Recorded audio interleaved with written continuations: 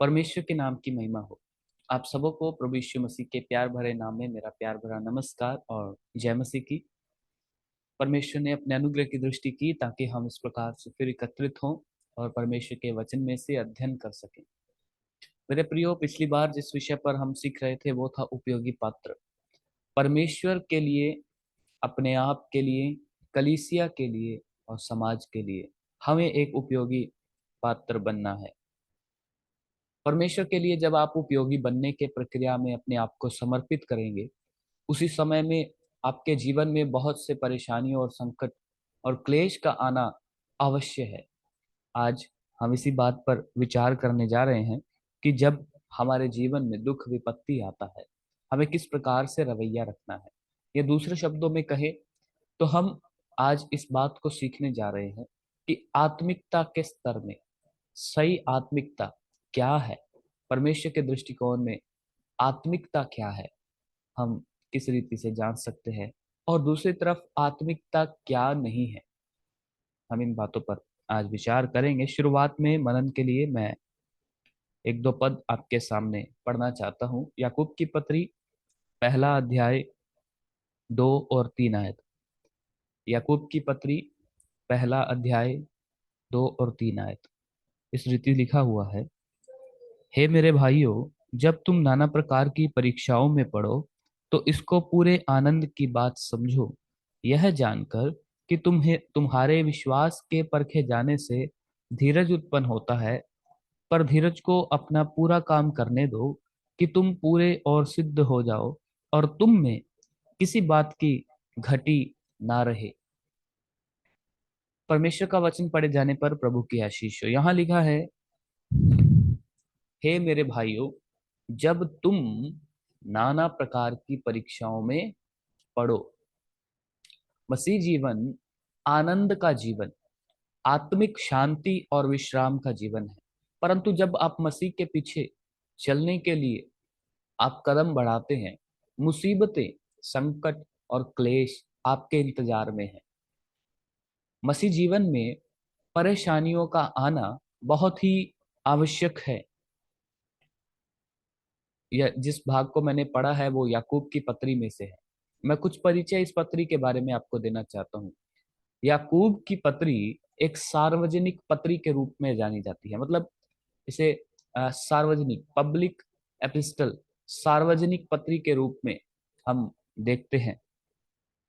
और न केवल इतना ही, परंतु ये एकमात्र ऐसी पत्री है जो व्यवहारिक निर्देशों को हमें देता है। व्यवहारिक निर्देश मतलब हमें मसीह जीवन में किस रीति से जीना है, हमारा व्यवहार, आचार व्यवहार, हमारे बोली, हमारा चाल चलन, कलीसिया में हमारी जीवनी और चरित्र कैसा होना है, इसके बारे में ये पत्री जो है वो खुल्लम खुला हमें व्यवहारिक ज्ञान और मार्गदर्शन से संबंधित निर्देश देती है। और न केवल इतना, परंतु ये जो है वो एकमात्र ऐसी पत्री है जो पुराने नियम के नीति वचन के साथ इसकी तुलना की जाती है। नए नियम का नीति वचन के रूप में भी इसे कुछ लोगों के द्वारा बताया गया है। और इसे प्राप्त करने वाले या फिर अ, जो लेखक है याकूब, वो उन लोगों को लिखता है जो लोग परमेश्वर के उस क्या बोलेंगे, विश्वास रखने के कारण जो है वो सताए जा रहे थे, और सताए जाने के कारण वे लोग बट गए, अर्थात वे तितर बितर हो गए। इसके पहले पद को देखिए जरा। परमेश्वर के और प्रभु यीशु मसीह के दास याकूब की ओर से उन 12 गोत्रों को जो तितर बितर होकर रहते हैं, नमस्कार पहुंचे। मतलब यहूदी अ, लोगों में जो 12 गोत्र हैं, यहूदी जाति में जो 12 गोत्र हैं, उन 12 गोत्रों को जो है ये प्रभु का दास याकूब लिखते हैं। और एक बात मैं आपको बताना चाहता हूँ, ये जो लेखक है वो प्रभु यीशु मसीह का आधा भाई, आप ये शब्द ध्यान रखें, हाफ ब्रदर, प्रभु यीशु मसीह के आधा भाई के रूप में वो जाना जाता है। इस पत्री के लेखक को आधा भाई इसलिए कहा गया क्योंकि उसका प्रभु यीशु मसीह के साथ का वो एक ही माँ के बच्चे हैं, इसलिए उसे आधा भाई कहा गया। जब प्रभु यीशु मसीह इस संसार में थे, तब उस याकूब ने जो है विश्वास नहीं किया। तब याकूब उसको ठट्ठों में उड़ाता, मजाक करता था। प्रभु यीशु मसीह के विषय में लिखा है, अ, वे अपने घर में नहीं रहते थे, और इसके भाई लोग याकूब और उसके साथ के जितने भी उसके प्रिय परिवार के सदस्य, प्रभु यीशु मसीह के परिवार के जितने सदस्य हैं, वे सब यीशु मसीह का इनकार करते थे। लेकिन जिस दिन प्रभु यीशु मसीह ने अपने वाणी के मुताबिक, अपने घोषणा के मुताबिक मृतकों में से जी उठकर प्रमाण दिए, उस दिन के पश्चात ये याकूब जो है वो विश्वास करने वाला हो गया, और इसे यरूशलेम की कलीसिया में परमेश्वर ने जोड़ा। और उस कलीसिया में ये प्राचीन के रूप में है। और वहां के कलीसिया में जब सताव हुआ, तो वहां के लोग जब तितर बितर हो गए, जब हम प्रेरितों के पुस्तक में पढ़ते हैं 6वें अध्याय में, स्टीफनुस नामक एक व्यक्ति जो पवित्र आत्मा और परमेश्वर के बुद्धि से परिपूर्ण था, उसे आ, शहीद किया गया।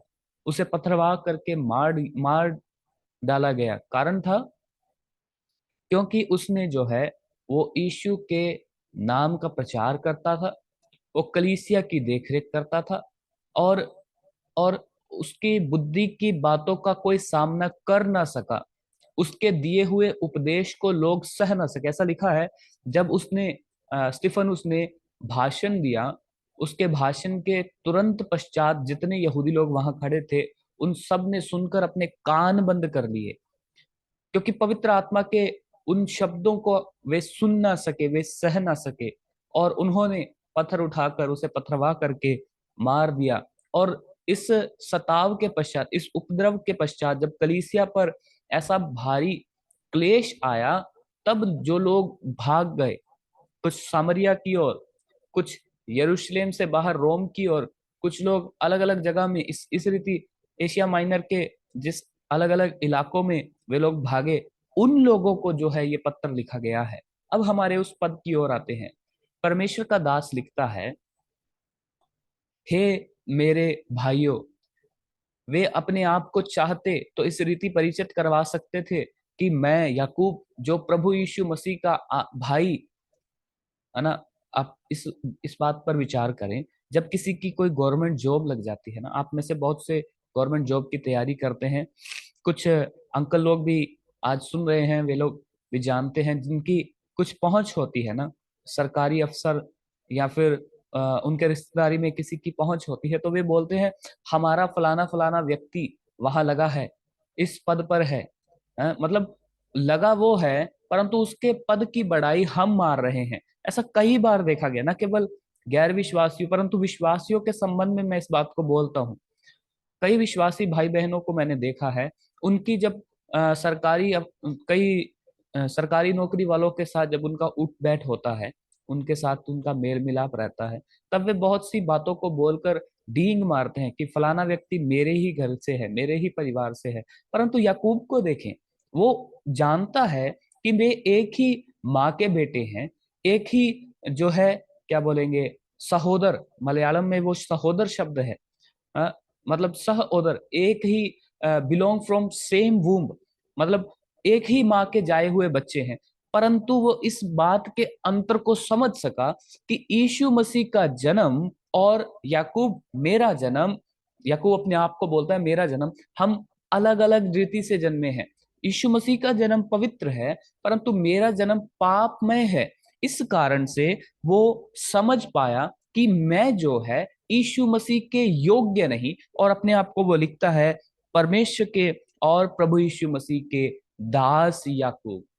वो अपने आप को शून्य और नम्र और दीन करके, अपने आप को बहुत छोटा समझकर परमेश्वर की उपस्थिति में प्रकट होता है, और अपने पत्री के शुरुआत को इस रीति से, परमेश्वर के और प्रभु यीशु मसीह के दास याकूब। वो ये नहीं कहता कि परमेश्वर के दास और यीशु मसीह के भाई याकूब, परंतु वो ये कहता है यीशु मसीह के दास याकूब की ओर से उन 12 गोत्रों को नमस्कार पहुंचे जो तितर बितर होकर रहते हैं। वो कहता है हे मेरे भाइयों, जब तुम नाना प्रकार की परीक्षाओं में पड़ो तो इसे पूरे आनंद की बात समझो। हमारे जीवन में जब दुख और विपत्ति आता है, अक्सर अक्सर ये रवैया देखा गया, विश्वासी जो है वे परमेश्वर के ऊपर दोष लगाना शुरू कर देते हैं।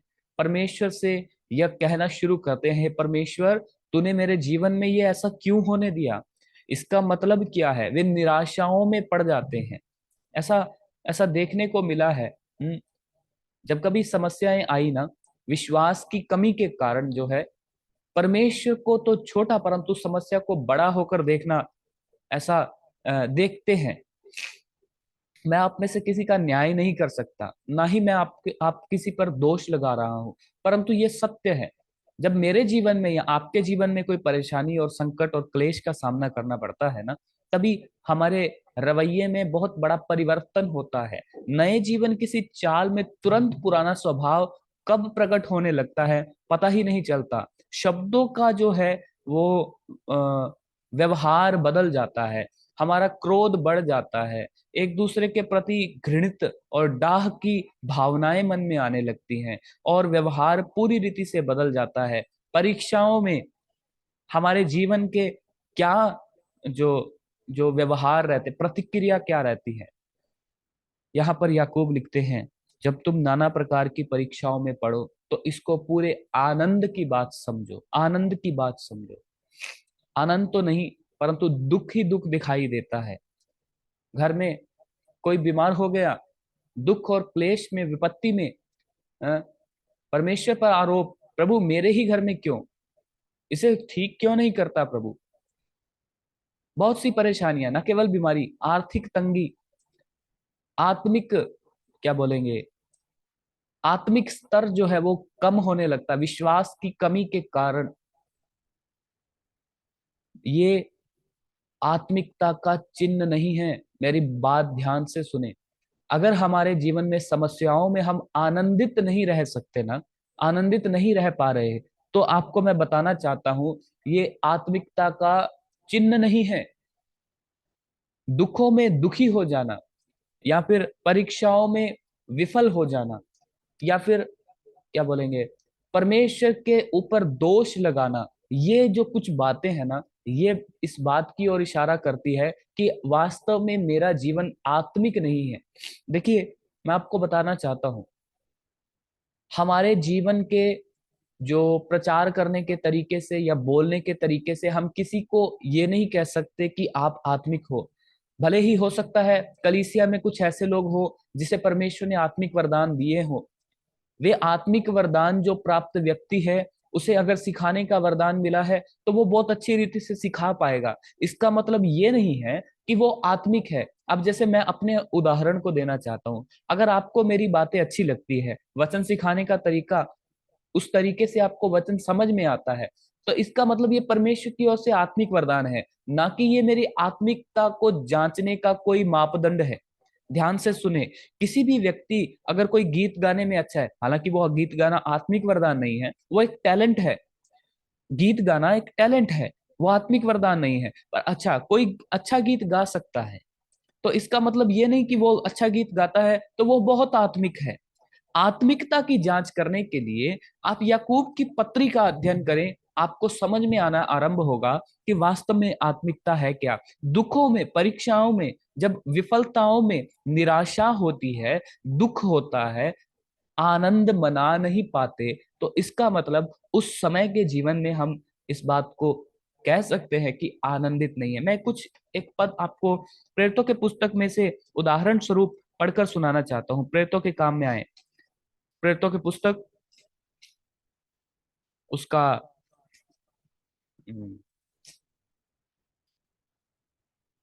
एक, प्रेरितों के पुस्तक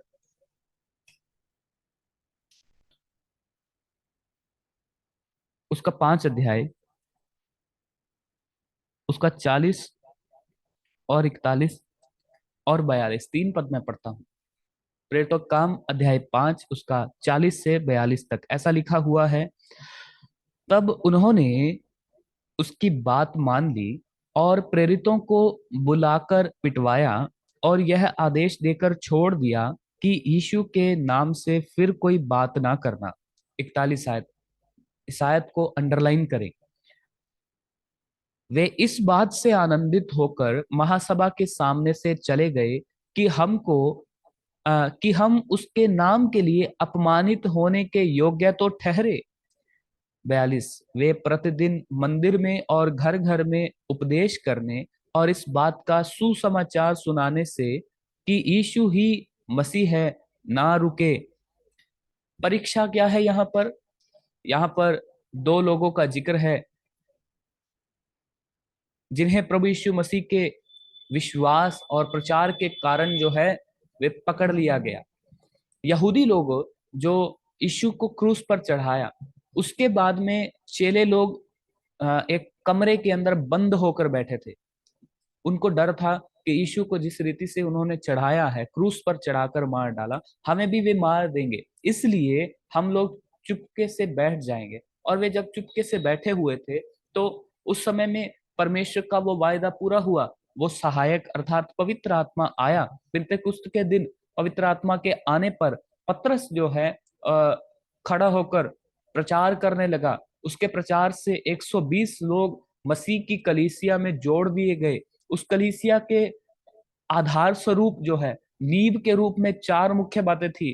वे प्रतिदिन प्रार्थना करने, रोटी तोड़ने, संगति रखने और चार बातें हैं वहां पर। प्रेरितों के काम उसका दूसरा अध्याय उसके 42 पद में लिखा है, वे प्रेरितों से शिक्षा पाने, संगति रखने, रोटी तोड़ने और प्रार्थना करने में लवलीन रहे। तो इस प्रकार से कलीसिया का विस्तार हुआ और पवित्र आत्मा की उपस्थिति से वे कमजोर और भयभीत शिष्य जो है, अनपढ़ और गवार होने के बावजूद भी इस रीति से प्रचार करना उन्होंने आरंभ किया कि सुनने वालों के हृदय छिदने लगे और लगभग 3000 पुरुषों के 3000 मनुष्यों के लगभग और 120 लोगों के साथ परमेश्वर ने अपने कलीसिया में जोड़ दिया। और उस विश्वासियों का जो समूह था, उस विश्वासियों की जो मंडली थी, उसमें एक ऐसा परिवार था, एक ऐसा व्यक्ति था जिसने अपने आप को जो है ऐसा शून्य करते हुए, खाली करते हुए, अपना सब कुछ बेचकर परमेश्वर के प्रेरितों के पांव पर लाकर रख दिया। ये कहना बहुत आसान है, परंतु मैं आपको बताना चाहता हूं ये एक बहुत बड़ा निर्णय था। साइप्रस का रहने वाला यूसुफ नामक एक व्यक्ति था जो लेवी के गोत्र से था। उसने सब कुछ बेचकर जो है प्रेरितों के पांव पर रख दिया। और जब उसने रख दिया तो उसी को देखकर हनन्याह सफीरा ने भी ऐसा ही करना चाहा और वे आधा तो रख लिया, हनन्याह सफीरा ने आधा रख लिया और आधा लेकर जाकर बोले कि यही है जो हमने बेचा। और उन्होंने परमेश्वर से झूठ बोला। तब परमेश्वर पर झूठ बोलने के कारण हनन्याह सफीरा वहीं पर नष्ट हुए और पूरी कलीसिया पर भय छा गया। परंतु उसी समय में जो चिन्ह और अद्भुत काम इसलिए हो रहे थे क्योंकि पवित्र शास्त्र का लेख पूरा नहीं हुआ था। और प्रेरितों के कामों के समय, वर्णन के समय में हम इस पुस्तक में पढ़ते हैं यूहन्ना और पतरस जो है वे दो लोग प्रचार के लिए जाने लगे। वे जो डर कर बैठे हुए थे, छिप कर बैठे हुए थे, अब वे प्रचार करने के लिए जाने लगे। मेरे प्यारो, कभी कभी ये समस्या ना विश्वास के जीवन में भी हो सकती है। प्रचार करने में, प्रभु यीशु मसीह का नाम लेने में शर्म आती होगी। कई विश्वासियों को दूसरों के सामने ये बताने में डर लगता है कि यदि मैंने इसे बता दिया कि मैं मसीही हूँ या मैं यीशु मसीह का शिष्य हूँ, उस पर विश्वास करता हूँ, तो ये क्या सोचेगा या ये क्या सोचेगी। इस रीति से कई जवानों के जीवन में जो है ये क्या बोलेंगे, एक समस्याएं रहती हैं। वे छिप छिप कर यीशु का नाम लेते हैं। परंतु मैं आपको बताना चाहता हूँ, प्रभु यीशु मसीह पर विश्वास करने के कारण वे लोग जो है वे वे रुके नहीं। महायाजक और जितने लोग थे उन सब ने पतरस को पकड़कर बंदीगृह में डाल दिया, परंतु फिर भी वे रुके नहीं। बंदीगृह से प्रभु ने उसे छुड़ाया। पतरस को छुड़ाने के बाद में जब वो बाहर ढूंढ रहे थे कि पतरस कहाँ है, बंदीगृह में नहीं है, तब कुछ लोगों ने आकर यह संदेश दिया, वो तो देखो उधर यीशु मसीह का सुसमाचार सुनाते हैं। तभी पतरस ने क्या बोलेंगे, महायाजकों ने अर्थात यहूदियों ने क्या किया, जो डाह से भरे हुए थे उन लोगों को बुलवाया और बुलवा कर जो है उनसे यीशु के नाम से फिर कुछ ना बोलना ऐसा कहा। परंतु वे फिर भी नहीं रुके। पवित्र आत्मा की सामर्थ्य को पाकर परमेश्वर की आज्ञा मानते हुए पतरस और यूहन्ना प्रभु की गवाही देते रहे। परीक्षा उनके जीवन में क्या आई? समस्या ये है, या तो प्रभु की आज्ञा को मानो, नहीं तो फिर मनुष्यों की आज्ञा को मानो। कभी कभी हमारे जीवन में भी यही होता है। देखिए, पतरस और यूहन्ना किस रीति जवाब देते हैं। इसी 5 अध्याय के आप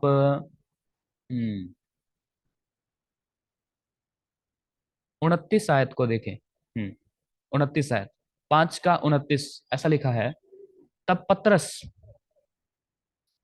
और अन्य प्रेरितों ने उत्तर दिया, मनुष्य की आज्ञा से बढ़कर परमेश्वर की आज्ञा पालन करना ही हमारा कर्तव्य है। मनुष्यों की आज्ञा से बढ़कर परमेश्वर की आज्ञा पालन करना ही हमारा कर्तव्य है। ये प्रेरितों के शब्द हैं। और ये बदले में किसको जवाब दे रहे हैं? उन महायाजकों को जो लोग कहते हैं कि यीशु नाम का प्रचार मत करो, उसके नाम से किसी से बात मत करो। अब उनको, ये अनपढ़ और गवार लोग जिन्होंने कभी, क्या बोलेंगे, व्यवस्था के बारे में अत्यधिक अध्ययन किया नहीं, जिन्होंने कभी कहीं पर जाकर भाषण किस रीति देना है ये शिक्षण प्राप्त किया नहीं, पवित्र आत्मा की सामर्थ्य उनमें आने पर वे अद्भुत रीति से प्रचार करने की उस गुणवत्ता को, आत्मिक वरदान को प्राप्त कर सके और उसको वे उपयोग में लाने के समय में वे लोग ऐसे प्रचार करने लगे कि सुनने वालों के हृदय में परमेश्वर बात करने लगा। वे पाप के प्रति कायल हुए, यीशु मसीह पर विश्वास करने लगे। इस बात को देखकर कि यीशु के नाम पर विश्वास करने के कारण हमारे यहूदी मत के लोग भी इसी पंथ की ओर जा रहे हैं। महायाजक लोग भड़क गए, वे डाह से भर गए कि हमारे लोग कम हो जाएंगे, हमारी संख्या कम हो जाएगी, यीशु के फॉलोवर्स, उसके शिष्य बन जाएंगे तो हमारा क्या होगा। इस रीति उन्होंने शिष्यों को बुलाकर आज्ञा दी कि तुम यीशु के नाम से प्रचार ना करना। परीक्षा क्या है?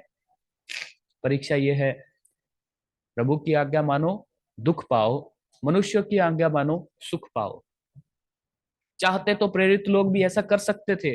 इस परीक्षा में वे आनंद मना सकते थे प्रभु की आज्ञा को नकारते हुए, है ना। प्रभु की आज्ञा को यदि वे नकार देते और मनुष्य की आज्ञा मानते कि ठीक है भैया, आपने बोला है, हम प्रचार नहीं करेंगे, हम किसी को यीशु के बारे में नहीं बताएंगे, हम छुपकर कहीं पर बैठे रहेंगे, अगर वे लोग ऐसा ऐसा ऐसा बोल देते, मेरे प्यारों, मैं आपको बताना चाहता हूं, प्रेरितों ने जो दुख सहे, पहली सदी की कलीसियाओं में जो सताव था ना, आज के सदी की कलीसियाओं में उस स्तर का सताव नहीं है, परंतु फिर भी परमेश्वर के सुसमाचार के लिए लज्जाना लोगों को आता है।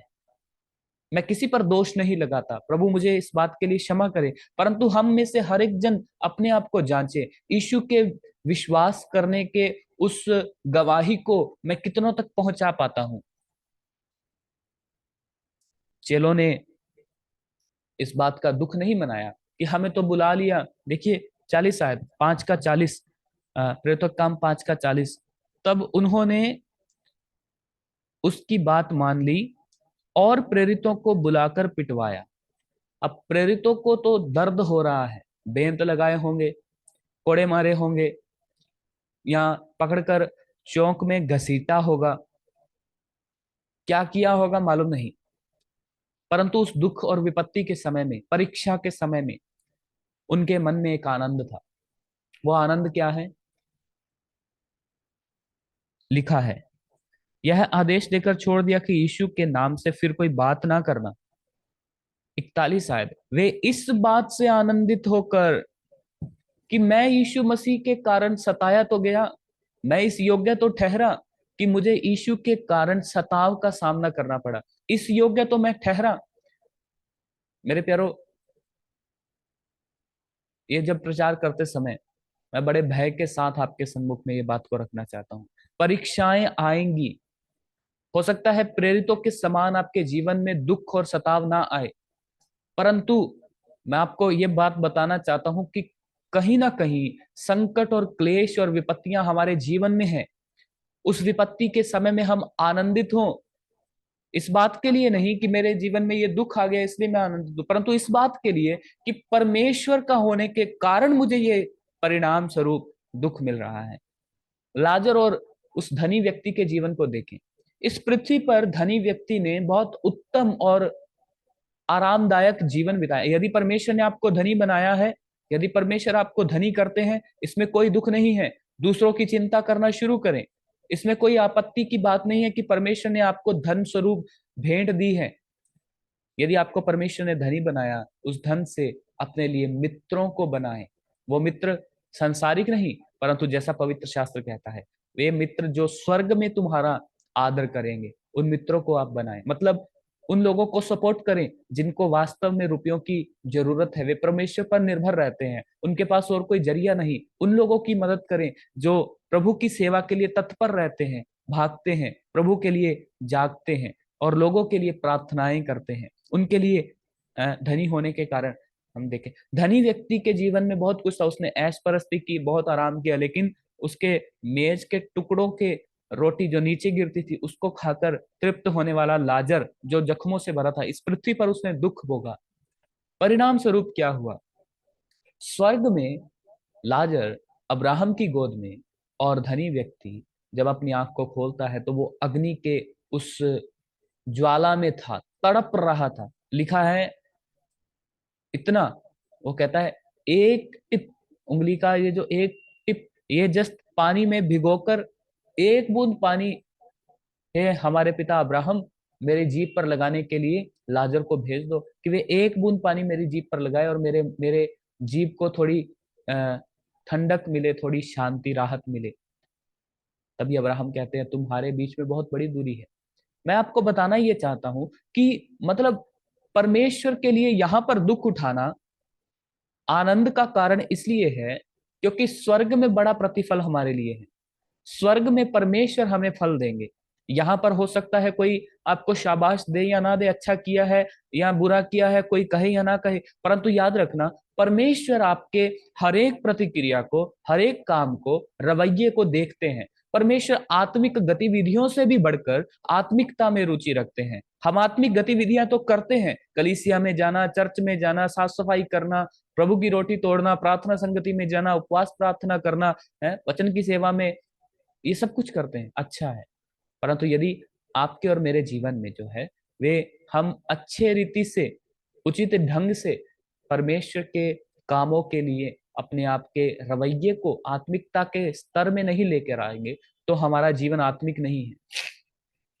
शारीरिक मनुष्य और आत्मिक मनुष्य, दो प्रकार के मनुष्य इस संसार में है। शारीरिक मनुष्य आत्मिक बातों को समझ नहीं सकता, परंतु आत्मिक मनुष्य सब बातों को जांचता है। इसलिए हम आत्मिक बने, आत्मिक गतिविधियों से बढ़कर आत्मिकता की ओर जाएं। आत्मिकता का पहला चिन्ह यह है कि दुखों में आनंद महसूस होगा, दुखों में भी आनंदित रहेंगे, परीक्षाओं में भी स्थिर रहेंगे, डगमगाएंगे नहीं। अयूब के जीवन को देखिए जरा, एक ही झटके में उसका परिवार बर्बाद हो गया, एक ही क्षण में उसके शरीर में वो आरोग्यता चली गई, रोगी हो गया, एक ही क्षण में उसकी धन संपत्ति सब लुट गया, एक ही क्षण में उसकी पत्नी उसके विरोध में होकर परमेश्वर के खिलाफ निंदा करने के लिए प्रेरित करने लगी।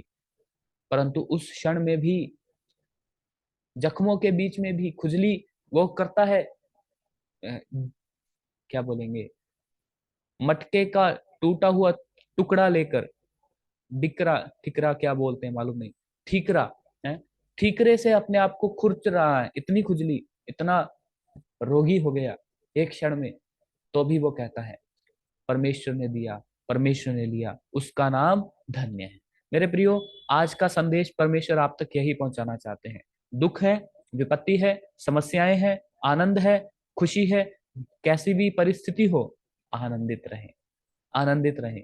प्रेरित पौलुस कहता है प्रभु में सदा आनंदित रहो। याकूब फिलिपियो 4:10, प्रभु में सदा आनंदित रहो। मैं फिर कहता हूं आनंदित रहो। प्रभु में आनंद है। भजन संहिता 16 उसका अंतिम आयत में, 11 आयत में इस तरीके से लिखा है, परमेश्वर के निकट आनंद की भरपूरी है। दुखों में आनंद वही कर सकता है जो परमेश्वर के निकट रहता है। प्रेरितों ने परमेश्वर के निकट रहने के कारण सताए जाते हुए भी आनंद मनाया। अयूब ने दुखों में पड़े हुए के कारण भी, परीक्षाओं के समय में भी वो आनंदित रह पाया। आज परीक्षाएं जब हमारे जीवन में आए तो हम हमारे रवैये को जांचें। क्या मैं आत्मिकता के उस स्तर का या आत्मिक होने के उस चिन्ह को अपने जीवन से प्रकट कर पा रहा हूँ, या मैं आत्मिक हूँ? इस सवाल पर अपने आप को हम जांचेंगे। दूसरों की जांच ना करें, परंतु खुद की जांच करें। हम अपने आप को जांचें, मैं विश्वास में हूँ या नहीं। परमेश्वर इन वचनों से प्रभु में आनंदित रहने के लिए हमारी सहायता करे। परमेश्वर हमारी मदद करे ताकि हम उस आनंद को महसूस कर सकें जो परमेश्वर के निकट रहने से हमें महसूस होता है, मिलता है। परमेश्वर के नाम की महिमा हो। दिए गए समय के लिए धन्यवाद। आने वाले दिनों में हम और भी इस बातों पर विचार करते रहेंगे। तब तक के लिए आप सबको जय मसीह की।